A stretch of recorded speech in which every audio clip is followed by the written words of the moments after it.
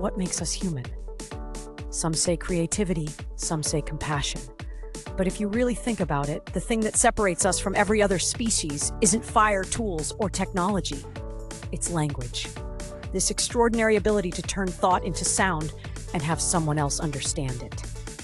Every hello, every whispered secret, every academic debate traces back to the same mystery. How do we learn to speak? Are we born ready to talk, or do we build language from scratch, word by word? For decades, two powerful theories have wrestled with that question, and their story reveals both the brilliance and vulnerability of the human mind. Our journey begins in the 1950s with a quiet revolutionary named Noam Chomsky. At a time when behaviorists believed language was learned like any other habit through imitation and reinforcement, Chomsky looked at the evidence and said, "That can't be right." Children hear messy, incomplete sentences, and yet, by age 5, they are producing complex, rule-governed language. How, Chomsky asked, could they possibly know rules that no one had explicitly taught them? This puzzle became known as the poverty of the stimulus problem. There's not enough input to explain the output. So Chomsky proposed something radical, the biolinguistic theory. According to him, every human is born with a built-in mental mechanism called the language acquisition device, or LAD.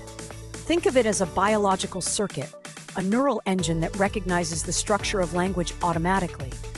It's not a vocabulary list, but a template, pre-programmed to detect grammar. Chomsky believed this LAD was what allowed children everywhere to acquire language so rapidly and effortlessly. The LAD operates using something he called universal grammar, a hidden blueprint that all human languages share. No matter where you're born, your brain expects certain linguistic categories like nouns, verbs, and sentence structures. Babies don't learn this. They're born ready for it. Chomsky's theory suggested that language isn't a cultural invention. It's a biological inheritance, an instinct as natural as walking or seeing. This idea transformed linguistics and psychology. It explained why even when children hear broken or ungrammatical speech, they still create proper sentences. The LAD fills in the gaps, generating grammar from limited input. It also accounts for why humans, and only humans, possess full language. Other species communicate, but none have syntax, recursion, or the ability to talk about things that don't exist. Chomsky's theory painted language as a universal gift, one we all share simply by being human. But science is never content with a single hero. Enter the challengers. What happens when that language device never gets turned on? In the 1970s, psychologists met a girl named Jeannie Wiley, a case that would test every theory about human language. Jeannie was discovered in Los Angeles after 13 years of near-total isolation. She had been locked in a room, strapped to a chair, with almost no human interaction. When she was found, she could understand only a handful of words and could barely speak. Despite years of training with some of the world's best linguists and psychologists, Jeannie never developed normal grammar. She learned words, yes, but her speech remained fragmented, telegraphic, like that of a toddler frozen in time. To Chomsky's followers, Jeannie's tragedy confirmed a haunting prediction. There is a critical period for language acquisition. If a child isn't exposed to language early enough, the LAD never fully activates and the window closes forever. Jeannie wasn't alone in illustrating this. History holds similar cases, like Victor, the wild boy of Aveyron, found in the forests of France in the late 1700s. Raised without human contact, Victor could make sounds and gestures, but never learned fluent speech. More recently, researchers documented the rat girl of Texas, another child discovered in isolation. Despite rescue and rehabilitation, she too struggled to acquire language beyond simple words. Across centuries, these feral children became living tests of Chomsky's ideas. Their inability to develop complex grammar after missing early exposure suggested that biology gives us the tools, but experience supplies the spark. Without social input, the machine stays silent. Yet not all linguists agreed that we are pre-wired geniuses waiting for activation. A new school of thought emerged, one that flipped Chomsky's script entirely. Enter the usage-based theory, a modern, social, and data-driven approach to how humans acquire language. According to usage-based theorists, we've been underestimating just how much linguistic input children actually get. Babies are exposed to thousands of words daily. through speech, songs, and even overheard conversations.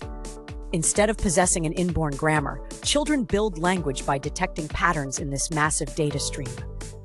Their brains act like natural statisticians, noticing which sounds appear together, which words follow others, and what those combinations mean. Through statistical learning, infants begin predicting what comes next, gradually constructing grammar from experience rather than instinct. Language, in this view, is not born. It's built. It's a product of cognitive ability, pattern recognition, and social interaction. Children don't just absorb sounds, they learn meaning from shared moments, smiles, gestures, pointing, and context.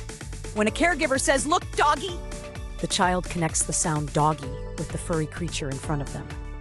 Over time, repetition turns patterns into rules. This is the heart of the usage-based view. Language emerges from use. It's not a code we're born decoding. It's a skill we co-create through relationships. One of the strongest arguments for this theory comes from how differently languages are learned depending on environment. In cultures where adults rarely talk directly to babies, children still learn language, but they do it through overhearing and social participation. This suggests that immersion, not innate structure, drives learning. The theory also explains why humans can learn multiple languages, or even create new ones like the Nicaraguan Sign Language invented by deaf children in the 1980s. No preloaded grammar was needed, just interaction and pattern detection. So, where does that leave us? Are we born with Chomsky's universal blueprint? Or do we build language from the ground up, one interaction at a time? The truth is beautifully complex. Both nature and nurture have starring roles. Biology gives us the architecture, the ability to hear, mimic, and process patterns, while environment supplies the data that fills those structures. Without exposure, the potential withers. Without neural readiness, the patterns don't stick. The stories of Jeannie, Victor, and others remind us that language isn't just a cognitive tool, it's a social lifeline. Our ability to speak depends on both the brain's wiring and the warmth of human connection. Chomsky taught us that the mind comes prepared for language. The usage-based theorists remind us that meaning only blossoms through communication. The dance between nature and nurture is what makes language and humanity so extraordinary. Think about it. Right now, you're decoding sounds and symbols shaped by millennia of evolution and culture. You didn't invent the grammar you're using, but you also didn't inherit it in full. You built it, one word at a time, in conversations that taught you not just how to speak, but how to connect. From the silent forests that sheltered Victor to the fluorescent room that confined Jeannie, the lesson is clear. The human voice is both biological and social. It's our brain's software meeting the world's input, an echo of everything that makes us human. Language isn't just communication, it's collaboration. It's proof that even though we're born with potential, it's only through others that we find our voice. So next time you speak, remember, your words are the outcome of a century-old debate between nature and nurture, and the timeless story of humanity learning to talk.